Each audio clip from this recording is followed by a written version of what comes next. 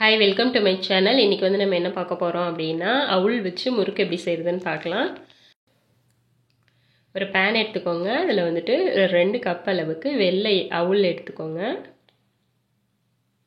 அது கூட ஒரு அரை கப் அளவுக்கு பொட்டுக்கடலை ஆட் பண்ணிக்கோங்க.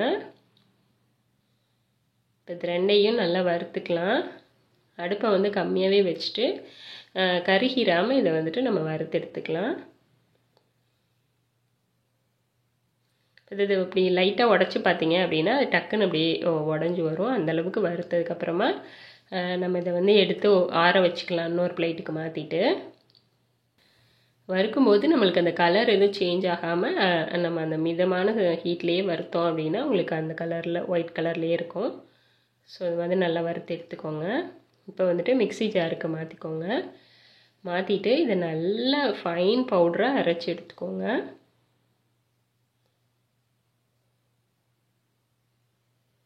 கொஞ்சம் கொஞ்சமாக போட்டிங்க அப்படின்னா சின்ன ஜாரில் அரைச்சோம் அப்படின்னா நல்லா உங்களுக்கு வந்துட்டு ஃபைன் பவுடராக கிடைக்கும். இப்போ வந்து இதை ஒரு ஜல்லடையில் போட்டு சலிச்சு எடுத்துக்கோங்க.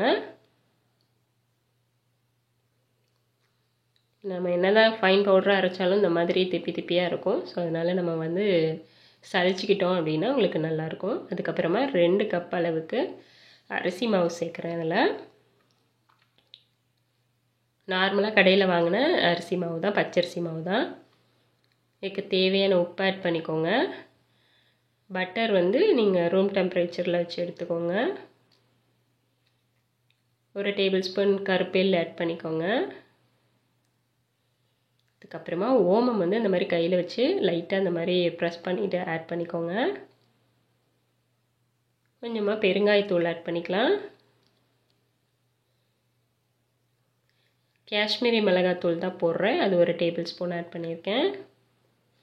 இப்போ இது எல்லாத்தையும் நல்லா கலந்து விட்டுக்கோங்க. நம்ம பட்ரு போட்டிருக்கனால அந்த பட்ரு வந்து எல்லா மாவுலேயும் ஈவனாக வர மாதிரி நம்ம நல்லா கலந்து விட்டுக்கலாம். நல்லா கலந்ததுக்கப்புறமா வந்துட்டு கொஞ்சம் கொஞ்சமாக தண்ணி ஆட் பண்ணி இதை வந்து நம்ம ஒரு முறுக்கு மாவு மாதிரி பிசைஞ்சு எடுத்துக்கலாம்.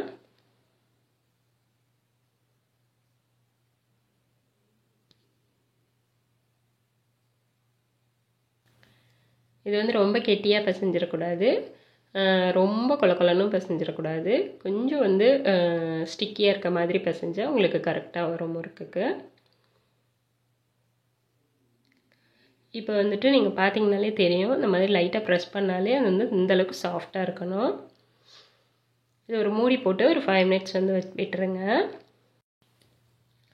இப்போ வந்து முறுக்கு வச்சு எடுத்துக்கலாம். உங்களுக்கு என்ன ஷேப் வேணுமோ அதில் எடுத்துக்கோங்க. நான் வந்து இந்த ஸ்டார் தான் எடுத்திருக்கேன். லைட்டாக ஆயில் அப்ளை பண்ணிக்கோங்க. 2லையுமே இந்த மாதிரி மாவு எடுத்துகிட்டு நம்ம அதில் ஆட் பண்ணிக்கலாம்.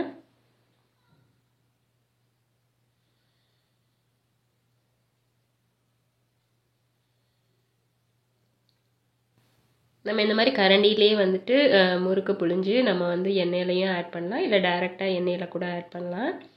எனக்கு வந்து டைரெக்டாக எண்ணெயில் ஆட் பண்ணால் கையில் அந்த ஆவி அடிக்கும். அதனால் நான் வந்துட்டு இந்த மாதிரி கரண்டியில் தான் புழிஞ்சு ஆட் பண்ணுவேன். ஸோ வந்துட்டு நான் அந்த மாதிரி 3 இது ஆட் பண்ணியிருக்கேன்.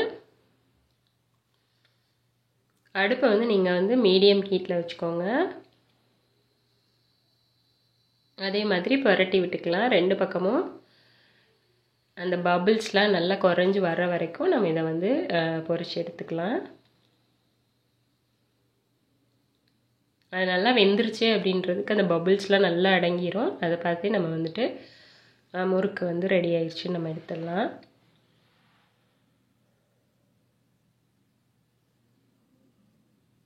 ஸோ அவ்வளோதாங்க. நான் வந்துட்டு இப்போ ரெடி ஆயிடுச்சு முறுக்கு. வந்துட்டு கலர் எதுவுமே மாறல, நல்லா கிறிஸ்பியாக நம்மளுக்கு சூப்பராக அவுள் முறுக்கு ரெடி ஆயிடுச்சு. ஸோ இதே போல் நான் எல்லா மாவையுமே புழிஞ்சு எடுத்துட்டேன். ஸோ அவ்வளோதாங்க. இது போல் நீங்களும் ட்ரை பண்ணி பாருங்கள். உங்களுக்கு பிடிச்சிருந்துச்சுன்னா லைக் பண்ணுங்கள், ஷேர் பண்ணுங்கள், கமெண்ட் பண்ணுங்கள், அண்ட் மறக்காமல் சப்ஸ்கிரைப் பண்ணுங்கள். அந்த பெல் பட்டனையும் கிளிக் பண்ணிக்கோங்க. Thank you, bye bye.